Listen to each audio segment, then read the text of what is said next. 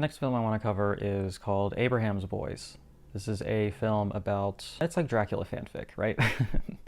It follows Abraham Van Helsing after the events of Dracula, and he is exiled or leaves and ends up living in the States and living with his wife and his two sons.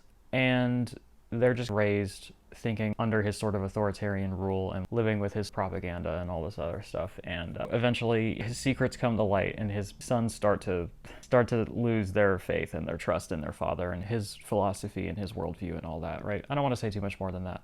I seem to be on an island with this one because I really liked it, and it seems to be pretty universally panned, and even people I trust are saying it's not good at all. The primary critique that I'm seeing of it is that it's extremely slow and nothing happens. And that's kind of slow, but it's not like Tarkovsky or something. We're not talking about like slow cinema. It's just kind of an artsier horror film. I thought the pacing was good. I thought plenty of stuff happened, and the stuff that did happen was really interesting. I can't really say how without going into spoilers, but I think that it is pretty thematically rich. And in terms of Dracula fan fiction, you could do a lot worse. I don't know. I just really liked it. I thought it looked really gorgeous. I thought it had really good performances, and I think it deals with some complex themes about family and trauma and all this other stuff that is sort of vogue to talk about in horror these days, right? But I think it does a particularly good job at it, and it's pretty effective in being a low budget period piece.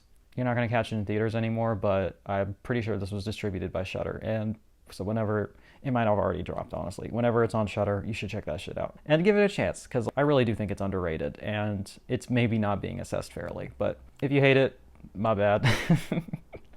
I can only be honest about what I think, right? And I'm going to go with a 7 out of 10.